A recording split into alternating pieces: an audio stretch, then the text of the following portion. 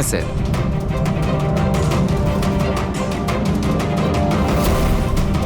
ওই মেয়েটা কি এ ছিল? হ্যাঁ স্যার, এই মেয়েটা ছিল। ওখানে বাংলোর আশেপাশে কোনো গন্ডগোল হয়েছিল কি? না স্যার, গন্ডগোল তো কিছু মনে হয়নি, সবকিছু নর্মালই ছিল। আর একটা গাড়ি দাঁড়িয়ে ছিল, একটা বাইক, আর একটা গার্বেজ ভ্যানও ছিল। Garbage van? হ্যাঁ sir. Sir sir sir sir sir sir আমিও পরশুদিন একজন মেয়েকে শান্তিনিবাস বাংলোর কাছে নামিয়েছিলাম। কটার সময়? স্যার সম্ভবত 12:30 নাগাদ। আর তুমি একটা সময় নামিয়েছিলে? হ্যাঁ স্যার। আচ্ছা দেখো তো, সেটা কি এই মেয়েটা? না না স্যার, এই মেয়েটা তো নয়। তাহলে একে তুমি একটার সময় নামিয়েছিলে, আর 12:30টার সময় যে মেয়েটাকে তুমি নামিয়েছিলে তাকে আবার দেখলে তুমি চিনতে পারবে? একদম স্যার, নিশ্চয়ই চিনে ফেলবো। গুড, চলো। তোমাদেরকে যে যে প্রশ্ন করব তার সঠিক উত্তর আমার চাই। তুই যদি কেউ মিথ্যে বলো না, তাহলে ভীষণ মুশকিলে পড়ে যাবে, বুঝেছো? স্যার, মিথ্যে কথা বলে কেন নিজেদেরকে বিপদে ফেলবো? হ্যাঁ, তাহলে বলো, যেদিন বকুল খুন হয়েছিল সেদিন কি চেতন তোমার হোটেলে ছিল? হ্যাঁ স্যার, উনি হোটেলেই ছিলেন, আর উনি সব সময় ক্লায়েন্টের সাথেই ছিলেন। উনি ক্লায়েন্টের সাথে ডিনারও করেছেন। আচ্ছা, ঠিক আছে। তোমাদের ক্লায়েন্টদের ডিটেলস চাই আমার, আর সেদিনের সিসিটিভি ফুটেজও। শিনা, কীর্তির মায়ের ফুড পয়জনিং কেন হয়েছিল? খাবারে কি মিশিয়েছিলে? আমি কিচ্ছু মেশাইনি। আন্টি তো বাইরে গেছিলেন। যখন যখন উনি ফিরে এসেছিলেন, ওনার শরীরটা ভালো ছিল না। স্যার নিতিন আর সিয়া দুজনে সারাদিন বিয়েতেই ছিল। জিজ্ঞেস করার আগে বলছো, মুখস্থ করে এসেছো নাকি? না ম্যাম, যেটা সত্যি সেটাই বলছি। 11টার সময় ফাংশন শেষ হয়ে গেছিল। এরপরে বাকি রইল নিতিন আর শিয়া। ওরা কোথায় গিয়েছিল? স্যার ওরা মনে হয় নিজেদের রুমে চলে গেছিল।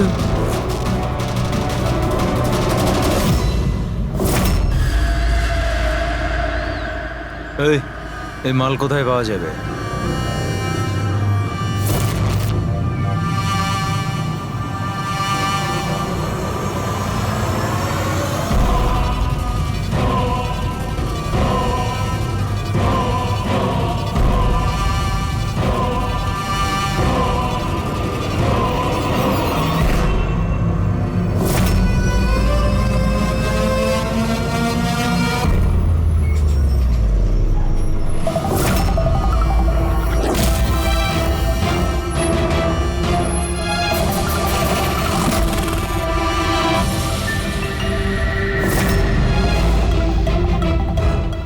মাল চাই।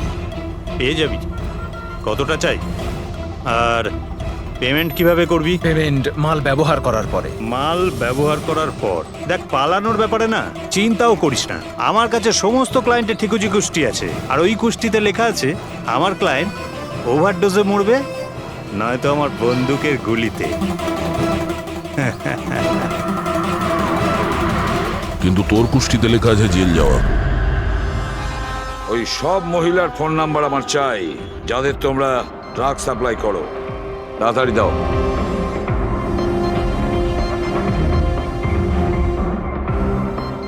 পুরবি, দেখো তো একটু কল করে এই সব নম্বরে। দেখো কেউ আবার উধাও হয়ে যায়নি তো?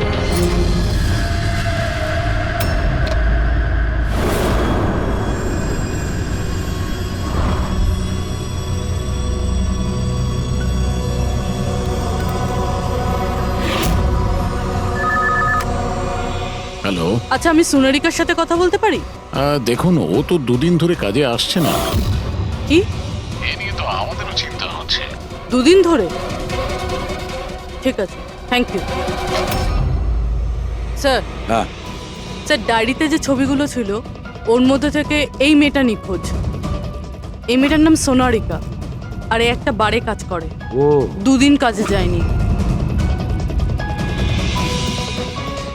একে দেখে বলো তো, এ কি তোমার ক্লায়েন্ট ছিল?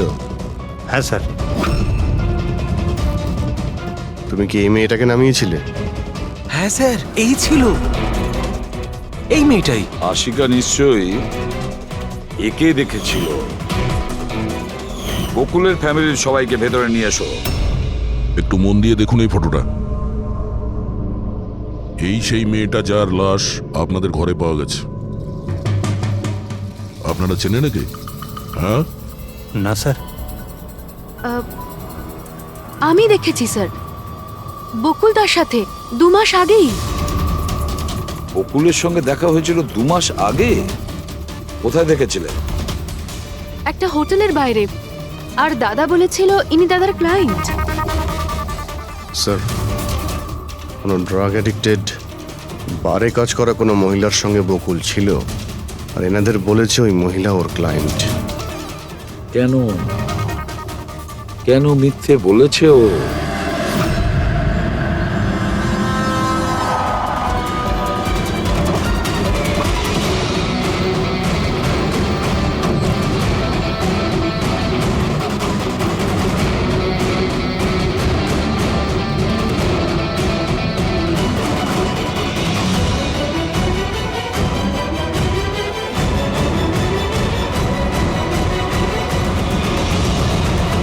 আচ্ছা, সোনারিকা এখানেই কাজ করতো না? আগে হ্যাঁ, এখানেই কাজ করতো।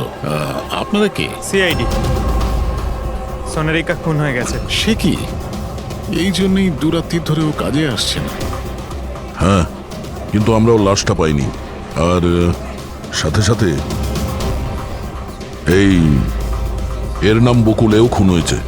আমরা এটা জানতে চাই যে সোনারিকার সঙ্গে এই বকুলের কি সম্পর্ক ছিল? সম্পর্ক কি ছিল তা তো জানি না, তবে হ্যাঁ, এই লোকটা কখনো কখনো আমাদের বারে ওকে নিতে আসতো। এ ব্যাপারে আরো কিছু খবর আপনাদের তেজি দিতে পারবে স্যার। এই তেজিটাকে? স্যার, এই হলো তেজি। তেজি, সোনারিকা তোমার বন্ধু। এটা বলো যে এই লোকটার সঙ্গে সোনারিকার কি সম্পর্ক ছিল? স্যার, সোনারিকার সাথে বকুলের অ্যাফেয়ার চলছিল। বকুল ওর সমস্ত এক্সপেন্সিভ খরচগুলো দিত, কিন্তু ওর বকুলের বিরুদ্ধে সবসময় কোনো না কোনো অভিযোগ থাকতো। ঠিক কিরকম বলো তো? ওই তো, যেমন ধরুন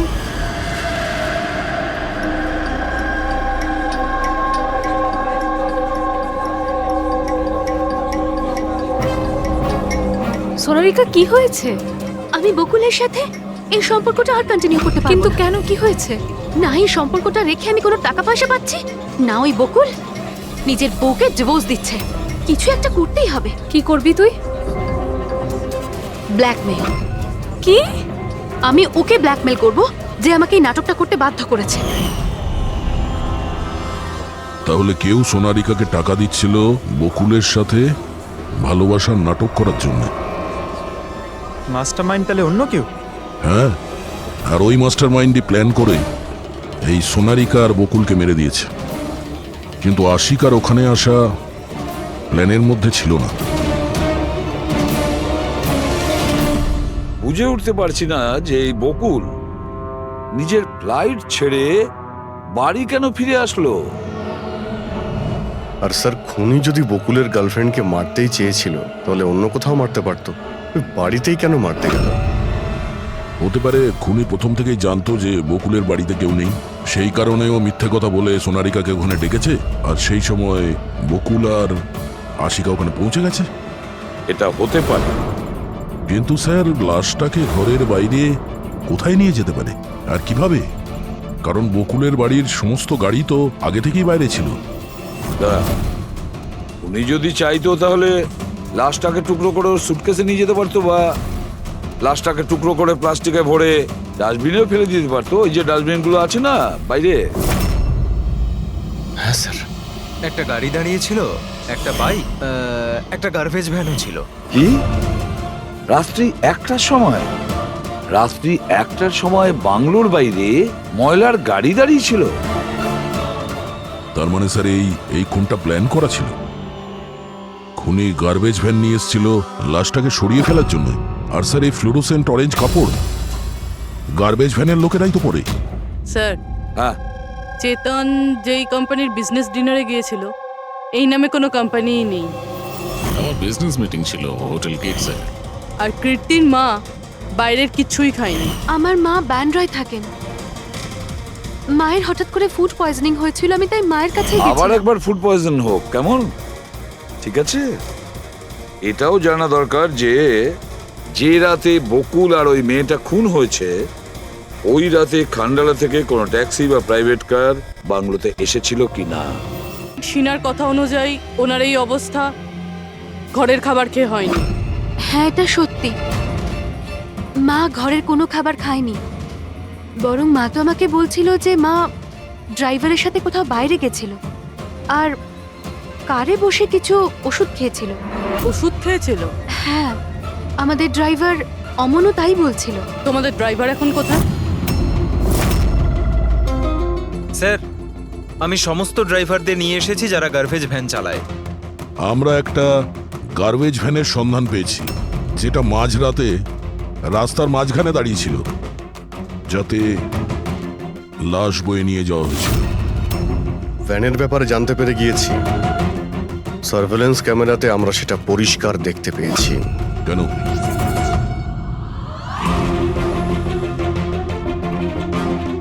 তুমি না ওই ভ্যানের ড্রাইভার? না না স্যার, আমি কিছুই জানি না।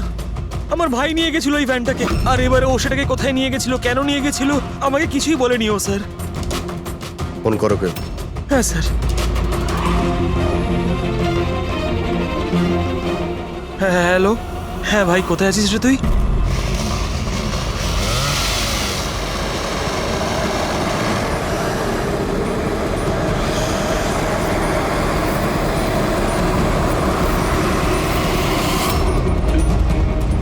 কি ভাই, কেমন আছেন?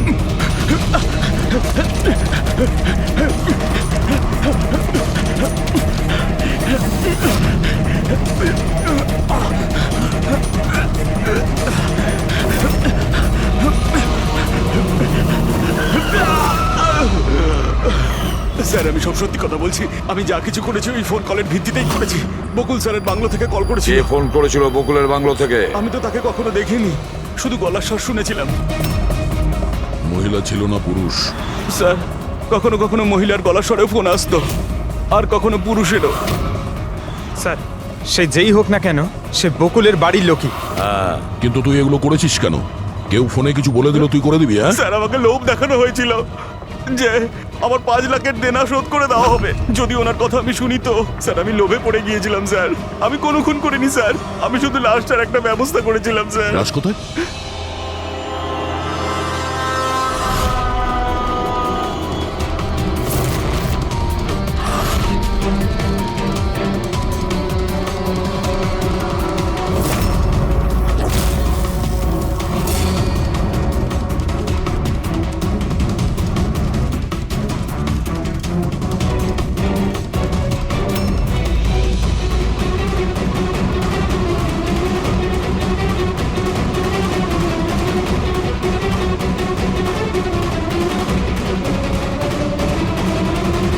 না, এই মেয়েটার গলা টেপা হয়েছে আর তাতেই ওর মৃত্যু হয়েছে।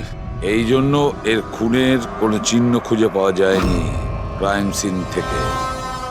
আর এর পায়ের বুড়ো আঙ্গুলের নখটাও ভাঙা রয়েছে।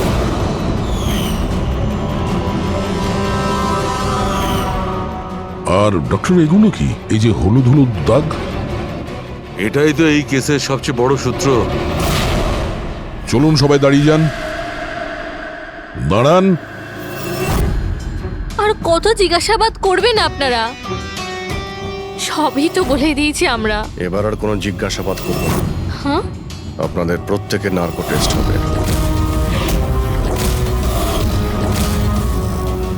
Narco test?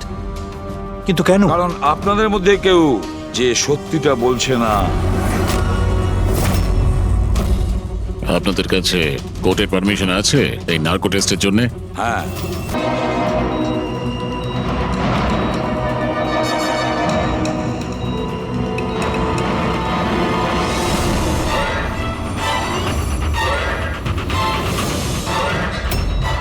ঘুম আসছে? যা আমি আপনাকে বলবো তার সঠিক সঠিক উত্তর দেবেন, ঠিক আছে? সোনারিকাকে আপনি চেনেন? হ্যাঁ। বকুলের যে অ্যাফেয়ার ছিল ওর সাথে, এটাও জানতেন আপনি? হ্যাঁ, আমার দুজনকেই সন্দেহ হতো। তাহলে আশিকাই কি ওকে খুন করেছে? আশিকা তো সোনালিকাকে চিনতই না, তাহলে খুন কি করে করবে? আপনার এখন ঘুম পাচ্ছে? সোনারিকাকে আপনি চেনেন? না। বকুলের সাথে সোনারিকার অ্যাফেয়ার আছে, এটা কি আপনি জানেন? না। তাহলে আশিকাই কি ওকে খুন করেছে?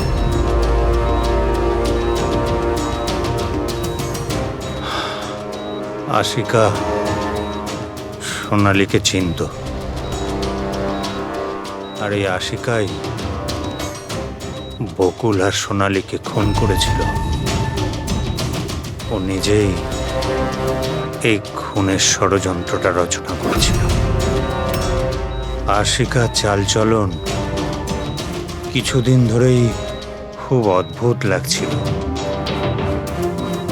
এই কথাটা আমি বকুলকে বলেছিলাম। কি হয়েছে স্যার? কিছুই হয়নি নিতিন, শুধু এটাই বলার ছিল, টুথ সিরাম অ্যাপ্লাই করলে মানুষ শুধু এটুকুই উত্তর দেয় যতটুকু তাকে প্রশ্ন করা হয়, এর থেকে বেশি কিছু বলে না। ব্যাপারটা হলো মানুষের ব্রেন নিজের মেমোরি শেয়ার করে, কিন্তু ওপিনিয়ন দেয় না, যেটা তুমি দিয়েছো। এখন সব কথাগুলো সত্যি সত্যি বলে দে, নাহলে তোকে আসল সিরামটা দিতে হবে। আসল সত্যিটা মানে আমরা যে ইনজেকশনটা দিয়েছিলাম ওটা আসল ট্রুথ সিরাম ছিল না, ওটা গ্লুকোজ ইনজেকশন ছিল। হোয়াট? তোমাকে আমরা আগেই সন্দেহ করেছিলাম, কিন্তু চেয়েছিলাম সব সত্যিটা তুমি নিজের মুখেই স্বীকার করো। নিতিন, সবকিছু তুমি খুব চতুর ভাবে দিয়েছো, কিন্তু মেয়েটার গলায় যে হলুদ রং লেগেছিল না, সেটাই তোমাকে ধরিয়ে দিয়েছে। সেই হলুদ যেটা বিয়ের সময় তোমার হাতে লেগেছিল। এই যে হলুদ রঙের পার্টিকেলস গুলো দেখতে পাচ্ছ, এইগুলো আসলে হলুদ, আর এই হলুদের সঙ্গে আটা আর তেল মেশানো হয়েছিল। আটা, তেল আর হলুদ। মুখে কোনো হলুদ নেই, শুধু এইখানে, এই গলার কাছে। কোথা থেকে আসতে পারে এই হলুদ? স্যার, শিয়া বলছিল যে ওরা খান্ডালা গেছিল বিয়ের জন্য, আর ওখানে গায়ে হলুদের অনুষ্ঠানে যুক্ত হয়েছিল।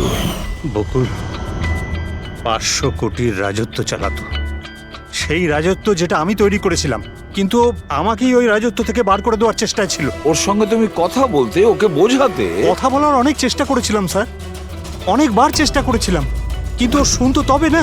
ভাই ছিল আমারও, আমি কখনো মারতে চাইনি ওকে, কিন্তু পুরো রাজত্বটা নিজের নামে করতে চাইছিল। সেজন্য আমি একটা প্ল্যান করলাম। কি প্ল্যান করেছিলে? বকুল আর আশিকার প্রায় প্রতিদিনই ঝগড়াঝাটি হতো। ও আশিকাকে ছেড়ে দিতে চাইছিল। আমি সোনালীকে টাকার লোভ দেখালাম, আর ওকে বললাম যে বকুলের সাথে মিথ্যে ভালোবাসার নাটক করে যাক। আর একদিন সময় হলে ওকে বিয়েও করে নিক। আসলে আমি এই সোনালীর মাধ্যমেই আমার হারানো রাজত্ব ফিরে পেতে চাইছিলাম। কিন্তু ওকে কেন মেরে দিলে? ও তো তোমার সঙ্গই দিচ্ছিল। সেটা প্রথমে স্যার, কিন্তু পরেও আমাকে ব্ল্যাকমেইল করা শুরু করলো। আর সেই জন্যই তুমি মেয়েটিকে কায়দা করে বাড়িতে ডেকে নিয়েছো। হ্যাঁ স্যার, সেই রাতে আমি এমন সিচুয়েশন ক্রিয়েট করলাম যাতে কি সমস্ত লোক বাড়ির বাইরে থাকে। আমিও ওয়াইফকে নিয়ে খান্ডালা চলে গেলাম, আর যেই আমার ওয়াইফ ওষুধ খেয়ে শুয়ে পড়লো, আমি সঙ্গে সঙ্গে ট্যাক্সি নিয়ে এখানে চলে এলাম, আর আমনকেও ডেকে নিলাম। সোনালীর ঘরে পৌঁছতেই, দেখো সোনালী, আমার কথাটা বোঝার চেষ্টা করো।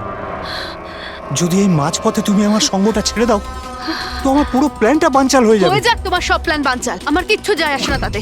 আর এমনিতেও ওই বকুলের প্রতি আমার কোনো ইন্টারেস্ট নেই। আমি ওকে ভালোবাসি না, আর ওকে বিয়েও করতে চাই না।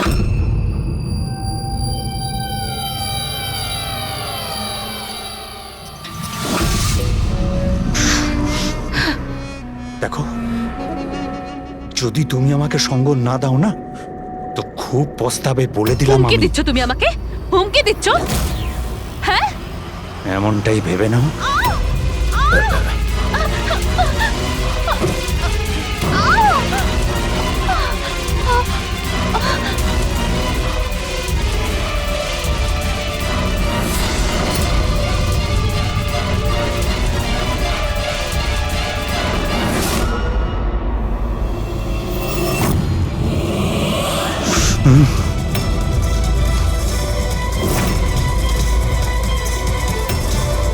দাদা বকুল,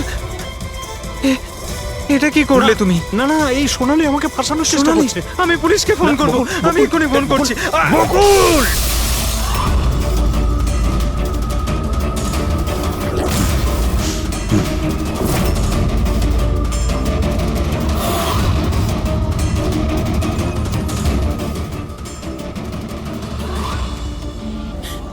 বকুল,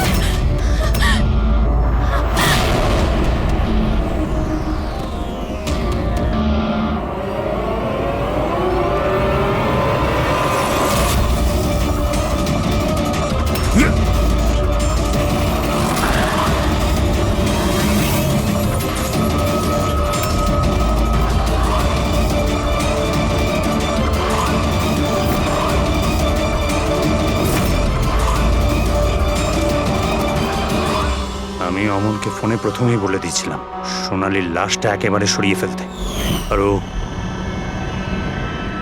একেবারে সেই কাজটাই করেছিল।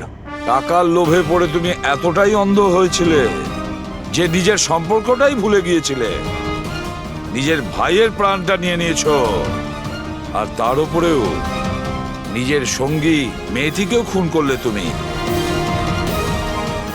আইন তোমাকে কোনোদিন ক্ষমা করবে না, কঠোরতম শাস্তি হবে তোমার, হয়তো ফাঁসি।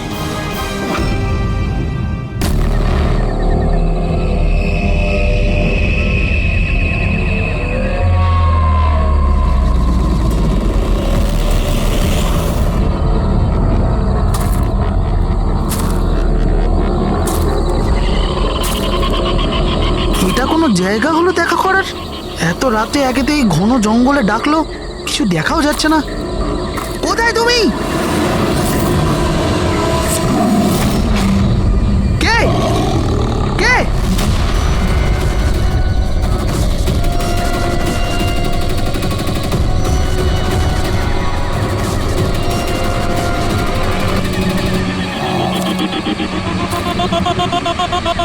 এখানেই আছি, সামনে এসো।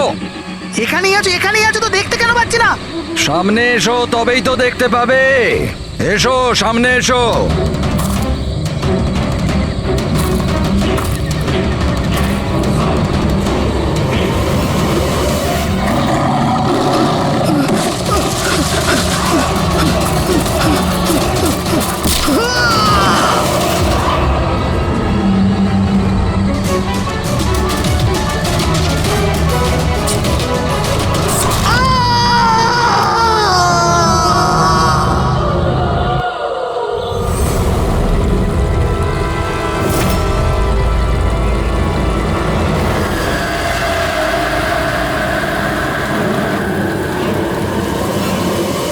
স্যার, আমার চোখ তো ছানা বড়া হয়ে গেছিল যখন আমি লাশটা দেখলাম।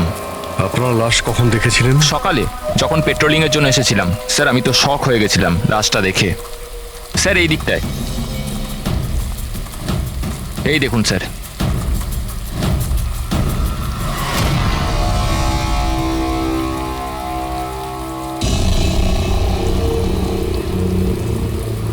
কি ভয়ানক মৃত্যু! শরীর থেকে চামড়াটাই তুলে ফেলেছে। কোনো পশুর কাছে নয় তো? স্যার, এর কাছে এই হ্যান্ডিক্যামটা ছিল।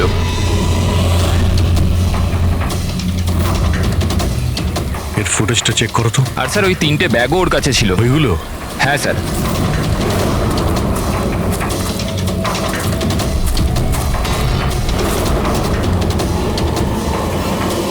এই ব্যাগের মধ্যে তো শুধু চামড়া পড়ে আছে। এই ব্যাগটা আগে থেকেই খোলা ছিল না তুমি খুলেছো? সরি স্যার, ওটা চেক করার জন্য খুলতে হয়েছিল। ও নো, এ তো স্কিনে ভরা রয়েছে। 3টে ব্যাগেই চামড়া। খুনি প্রথমে খুন করেছে আর তারপর চামড়া বার করে এই 3টে ব্যাগের মধ্যে রেখে দিয়েছে। স্যার? হ্যাঁ স্যার, এই লাশের কাছে উল পেয়েছি। স্যার, কালো উল, চামড়া পুরো ছাড়িয়েছে। এটা আবার ওই তন্ত্রমন্ত্রের ব্যাপার নয় তো? হতেও পারে। কিন্তু খুনি যেই হোক না কেন তার মানসিক অবস্থা ঠিক নেই। মানুষরূপী শয়তান। প্রথমে তো এটা জানতে হবে যে এই লোকটা কে, তারপরেই জানা যাবে যে একে কে মেরেছে আর কেন। মৃতের নাম হলো কার্তিক স্যার। ও একটা নিউজের ক্রাইম রিপোর্টার ছিল। ইনি রমেন, উনি নিউজ পেপারের এডিটর। আর এ হলো কায়রা, কার্তিকের বাগদত্তা। দেখুন প্লিজ, মনে সাহস রাখুন। আপনার দুঃখ আমরা বুঝতে পারছি। আপনি কি বলতে পারবেন কার্তিকের সঙ্গে কারোর কোনো শত্রুতা বা কোনো ঝগড়া হয়েছিল কারোর সঙ্গে? কোনো একটা শত্রু থাকলে তাহলে তো বলবো। ওর তো চারিদিকের শত্রুই শত্রু ছিল। চারদিকে শত্রুই শত্রু? কেন, কি এমন করেছিল কার্তিক যে তার এত শত্রু ছিল? কার্তিক কিছু করেনি, ইনি করাতেন ওকে দিয়ে। শত্রুতার সব কারণ এই লোকটা ছিল। আরে কি বাজে কথা বলছেন আপনি? এক মিনিট, কি বলতে চাইছেন এর ব্যাপারে? স্যার, কার্তিক আমার নিউজ পেপারে অ্যাজ আ ক্রাইম রিপোর্টার কাজ করতো স্যার। ইনি আমার ওপর মিথ্যে দোষ দিচ্ছেন, বরং নিজের রাস্তা পরিষ্কার করছেন। তার মানে এনার কার্তিকের সঙ্গে বনিবনা হতো না স্যার। স্যারও বলছিল যে এই মেয়েটা বিশ্বাসের যোগ্য নয়, এই জন্য এই সম্পর্ক বেশি দিন টিকবে না, সেজন্যই বিয়ে ক্যান্সেল করে দিয়েছে। কি ম্যাডাম, ইনি ঠিক বলছেন? ইনি মিথ্যে কথা বলছেন, এরকম কোনো ব্যাপার নেই। আর ছোটখাটো ঝগড়া সব রিলেশনশিপে হয়ে থাকে। কালকে রাত্রে আপনি কোথায় ছিলেন? স্যার, আপনি আমাকে সন্দেহ করছেন? এই কেসের সঙ্গে যুক্ত যত লোক আছে সবাই আমাদের সন্দেহের তালিকায়। তাতে আপনি হন কিংবা রমনবাবু, আপনি। আমার কি সম্পর্ক আছে? আমি তো আপনাদের সাপোর্ট করছি। কি হলো রমেন বাবু, সব ঠিক আছে তো? হ্যাঁ, সব ঠিক আছে। কেউ কেউ আমাকে মিথ্যে দোষ দিলে একটু টেনশন হয়ে যায়।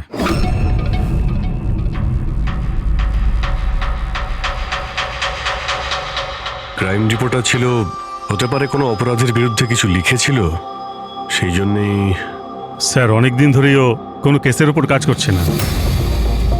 তাহলে অত রাত্রে জঙ্গলে কি করতে গেছিল? আর ওখানে আমরা একটা ক্যামেরাও পেয়েছি। স্যার, ওই ক্যামেরায় কোনো ফুটেজ ছিল না। স্যার, আমি জানি না ও জঙ্গলে কেন গিয়েছিল। স্যার, কাল রাতে কার্তিকের কাছে একটা ফোন এসেছিল, কেউ ওকে জঙ্গলে দেখা করতে বলেছিল। জঙ্গলে? স্যার, হতে পারে ওই ফোনটা খুনি করেছিল। রবি, একটা কাজ করো, কার্তিকের পুরো ফোন রেকর্ডটা চেক করো। আচ্ছা, ফোনে কি কথা হয়েছিল কিছু শুনেছেন আপনি? শুধু এইটুকুন বলতে শুনেছি যে এত রাতে জঙ্গলে। স্যার, কার্তিকের কাছে লাস্ট ফোন 1452874888 থেকে এসেছিল, আর এই নাম্বারটা কোনো মহেশের নামে রেজিস্টার্ড আছে। মহেশ নামটা যেন ওই পলিটিশিয়ান নয় তো? দয়া স্যার, একটু ফোন করে দেখো তো।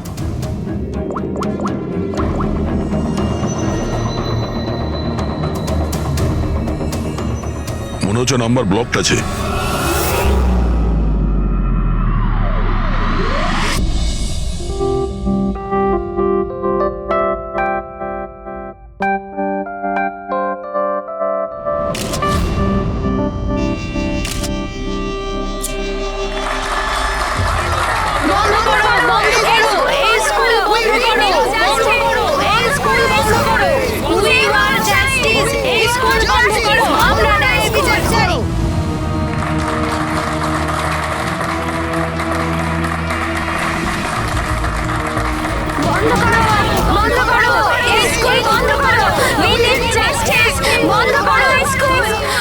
প্লিজ প্লিজ আমার কথাটা শুনুন, আপনাদের কাছে আমি হাত জোর করছি। দেখুন, সারিকা দেবী, রজনী দেবী, উজ্জ্বল বাবু, প্লিজ চেঁচামেচি বন্ধ করুন, নাহলে আমার পুরো প্রোগ্রামটা স্পয়েল হয়ে যাবে। প্রিন্সিপাল স্যার, যতক্ষণ না আমরা সঠিক বিচার পাচ্ছি ততক্ষণ এই আন্দোলন চলবে। ম্যাডাম, আপনি কথাটা বোঝার চেষ্টা করুন। আমরা সব বুঝে গেছি, এবার আপনি বোঝার জন্য প্রস্তুত হয়ে যান। বন্ধ করো এই স্কুল, বন্ধ করো। We need justice. বন্ধ করো এই school. Save our child. We want justice. বন্ধ করো এই স্কুল। বন্ধ করো। বন্ধ করো এই স্কুল, বন্ধ করো। We need justice. বন্ধ করো এই স্কুল। দেখুন এখানে যারাই গেস্ট আছেন তাদের যা সরি স্যার, আপনারা ভেতরে যেতে পারবেন না। আমরা সিআইডি থেকে আসছি। সিআইডি? মিস্টার মহেশের সঙ্গে দেখা করতে চাই, ওনার সঙ্গে কিছু জরুরি কথা আছে। ওনার অফিস থেকে জানতে পারলাম যে উনি এখানে এসেছেন। হ্যাঁ উনি এসেছেন, আসুন প্লিজ।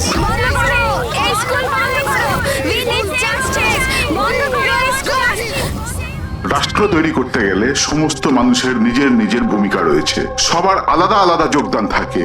ঠিক সেইভাবে এই সভাঘরের পুনঃনির্মাণের জন্য সবাই যেভাবে যোগদান করেছে তাতে আমি আপনাদের সবার কাছে কৃতজ্ঞ। আমার পুরো বিশ্বাস আছে যে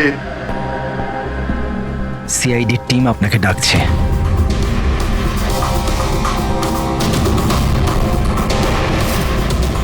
এই লোকটা কার্তিক, যার খুন হয়ে গেছে। খুন হয়ে গেছে তো আমি কি করব? আমি চিনি না একে। যদি আপনি একে না চেনেন তাহলে কালকে রাতে ওকে ফোন করে জঙ্গলে কেন ডেকেছিলেন? আমি ডেকেছি? আমি কাউকে ডাকিনি। আমাদের কাছে আপনার কল ডিটেলস আছে। কালকে রাত্রি 8:30টার সময় আপনি কার্তিকের ফোনে ফোন করেছিলেন, তাই না? আমি বলছি যখন যে আমি এই লোকটাকে চিনি না তো চিনি না, আমি একে কেন ফোন করব? তাহলে কার্তিকের কল রেকর্ডসে আপনার নাম কি করে এলো? স্যার স্যার আমি জানি না স্যার, আমার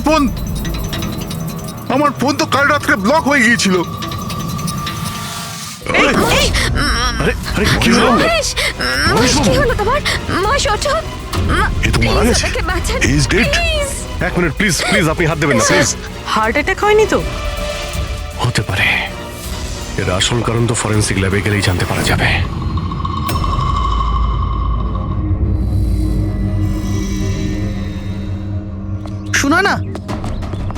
শোনা না, কোথায় যাচ্ছ তুমি? এই নাটকটাকে চিরকালের মতো শেষ করতে যাচ্ছি। পাগলামি করো না, মাথা ঠান্ডা করে কাজ করো। আর তাছাড়া ও খুব ভয়ানক, তুমি একা ওর কিচ্ছু করতে পারবে না।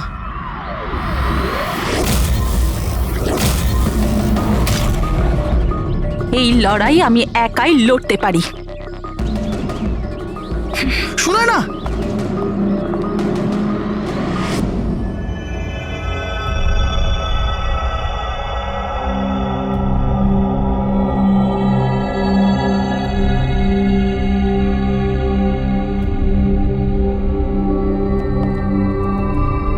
জানতে পারলেন কিছু? কোথায় গেল? কে? ওই আমাদের এসিবি সাহেব।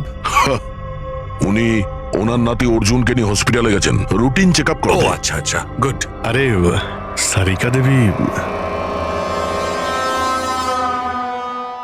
আপনি কি করছেন? ফুল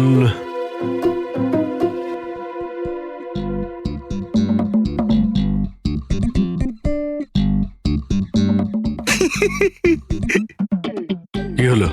তুমি কি কারণে হাসছো? আমার দেখে মনে হচ্ছে যেন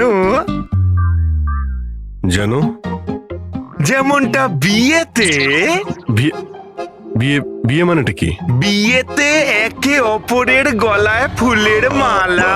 ডক্টর সারিকা, কিছু জানতে পারলেন ডক্টর সারিকা? হ্যাঁ, এটাই যে এই মালাটার জন্যই মহেশের মৃত্যু হয়েছে। কি? এই মালার জন্যই উনি মারা গেছেন? কি করে? অভিজিৎ, কি করে মৃত্যু হয়েছে আমি সেটা বলছি। এই যে ফুলগুলো, এগুলো কোনো সাধারণ ফুল নয়, একটা বিষাক্ত কেমিক্যাল ছেটানো আছে। আমি বলছি সেটা কোন ধরনের কেমিক্যাল।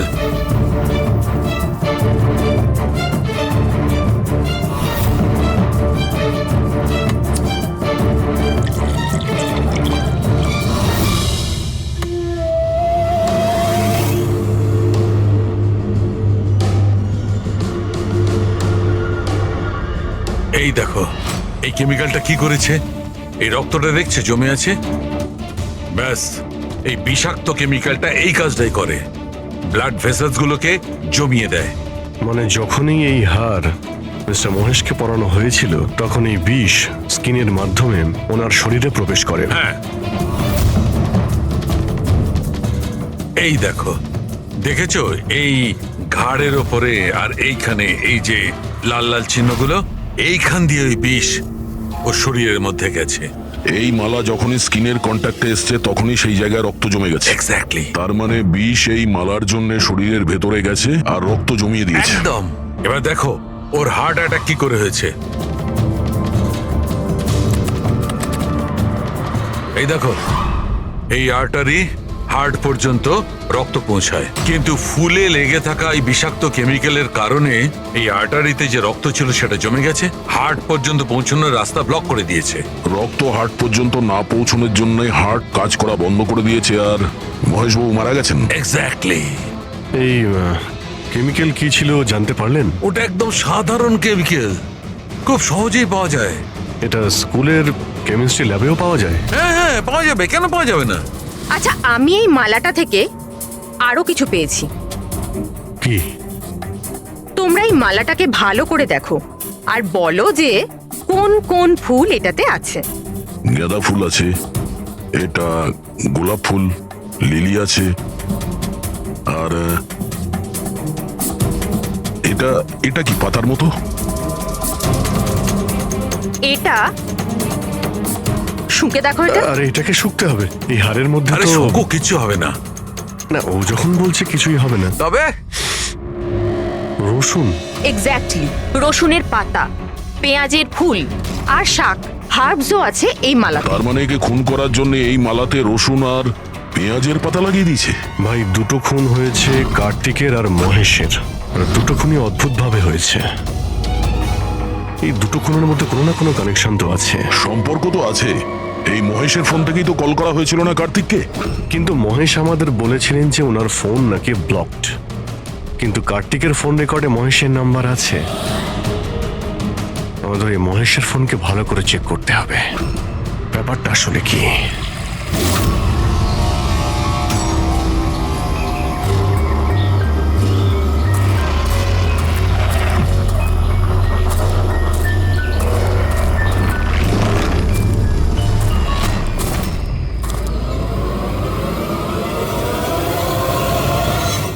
স্যার, সাইবার টিম মহেশের মোবাইল চেক করেছে। কি জানতে পেরেছো?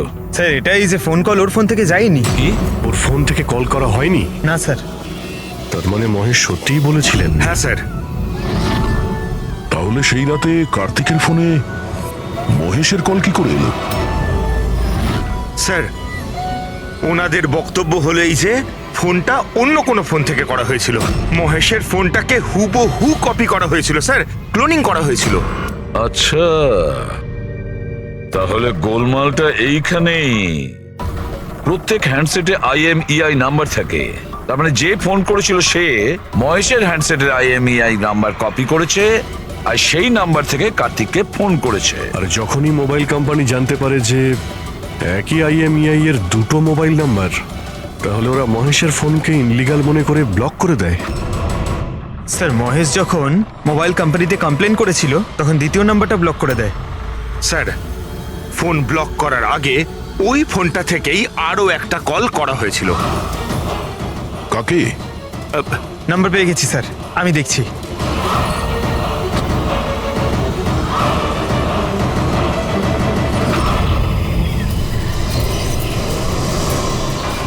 আমি তোকে ছাড়বো না, আজই এই গল্পের দি এন্ড হবে।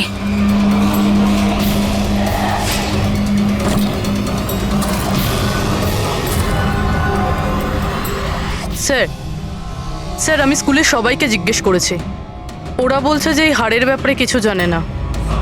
তাহলে কেউ আসল হাড় সরিয়ে ওই জায়গায় বিষাক্ত হাড় রেখেছিল। স্যার।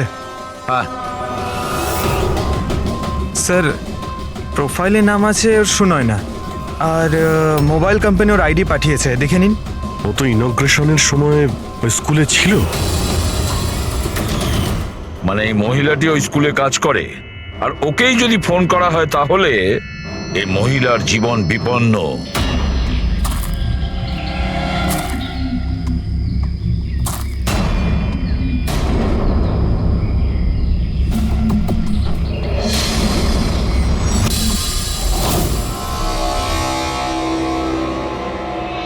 এই নম্বর তো আউট অফ রেঞ্জ বলছে স্যার। পঙ্কজ, এই নাম্বারটা ট্রেস করো, দেখো কোথায় আছে।